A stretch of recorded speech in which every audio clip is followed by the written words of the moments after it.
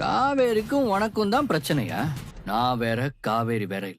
இன்னைக்கான மகாநதி சீரியல் வந்து பசுபதி ஜெயிலேருந்து ரிலீஸ் ஆகி வந்துடுறான். வந்த உடனே ஃபஸ்ட்டு வேலையாக விஜயை பார்த்து எச்சரிச்சுட்டு போகலான்ட்டு வரான். என்னன்னா, எனக்கும் காவேரிக்கு தான் பிரச்சனை விஜய், இனிமேல் நீ இதில் சென்டரில் வரவே கூடாது. வந்தால் என்ன நடக்கும்ன்ட்டு எனக்கு தெரியாது. உன்னை கொல்றதுக்கு கூட தயங்க மாட்டேன். உன்னை கொன்று அப்படியே கொடைக்கானலே புதைச்சிருவேன் அப்படின்ட்டு வந்து மிரட்டுறான். அதுக்கப்புறமா விஜய் வந்து அதுக்கெலாம் நான்லாம் பயப்பட மாட்டேன். நீ என்ன சொன்ன? இது வந்து உனக்கும் காவேரிக்கும் நடக்கிற பிரச்சனை. இது வந்து உனக்கும் காவேரிக்கும் இல்ல.